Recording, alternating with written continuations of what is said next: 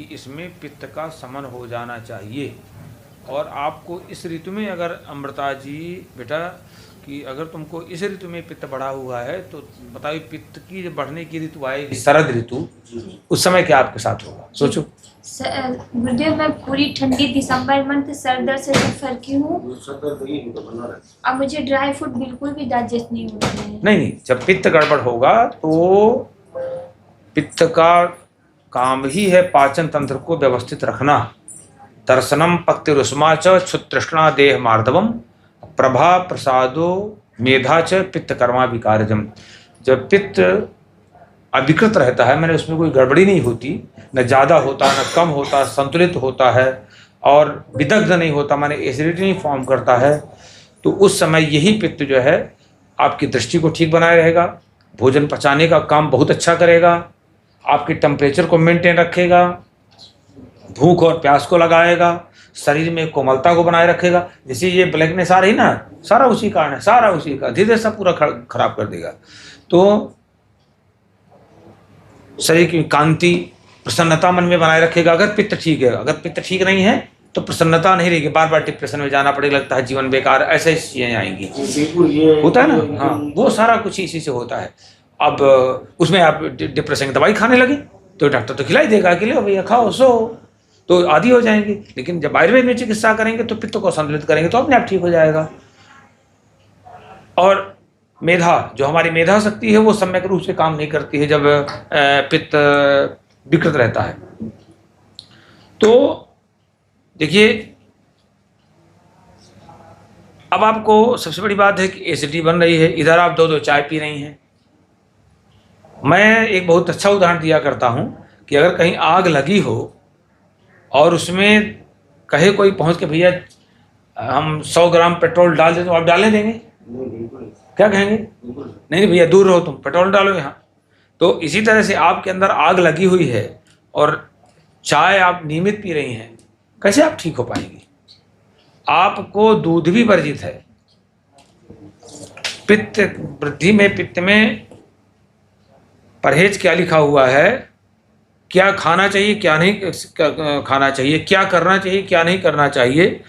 तो पुराण साली गोधूम पटोलम तंडुलीयकम धात्री वयस्था झरसी द्राक्षा दाढ़िम चंदनम चतुर्विंशत्य पैतेषु सेवितम चहितम सदा। पुराना चावल आप ले सकते, पुराना चावल, लेकिन माड़ निकाल के चावल को चावल की तरह बनाया जाए, ये नहीं कि कुकर में बनाया जाए, माड़ निकाल के, और ना बहुत गीला हो और ना बहुत वो फरार हो, मध्यम हो, इस तरह चावल बनाइए।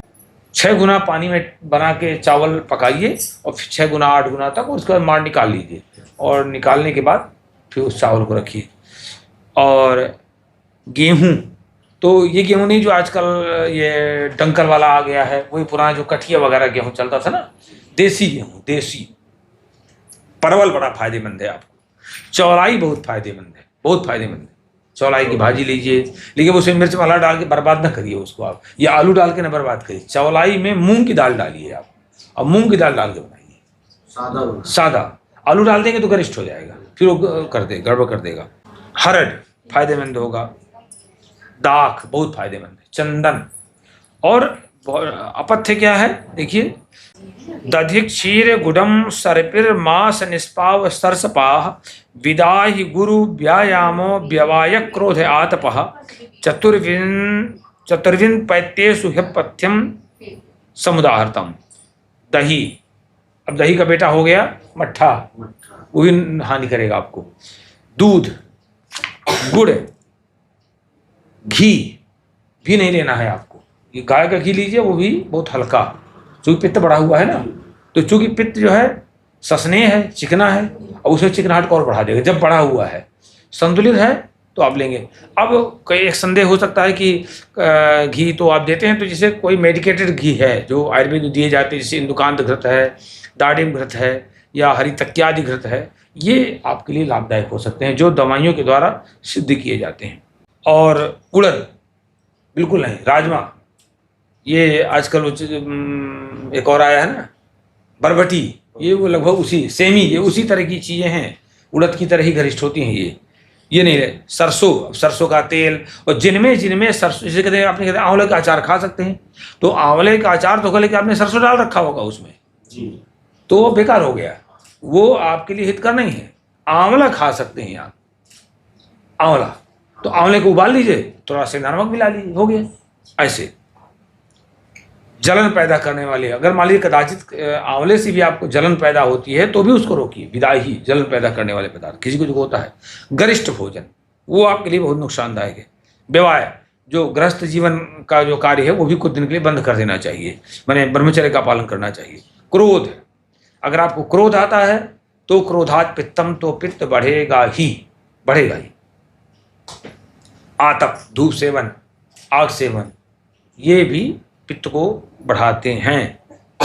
सीधे आचार्य मना करता है दूध सेवन के लिए, इसको ठीक कर लीजिए। अब मान लीजिए आपकी बहुत दूध पीने की इच्छा है, तो चूंकि वो द्राक्षा दाख जो है इसमें लाभदायक होती है, तो 1 कप आप दूध ले सकती हैं, उसमें 4-5 तो दाख डाल के खौला लीजिए और दाख चबा लीजिए, और रात में सोते समय आप उसको पी लीजिए, तो वो दूध फायदा करेगा। इस तरह से परवल आने वाला है, बहुत सेवन करिए, बहुत सेवन करिए।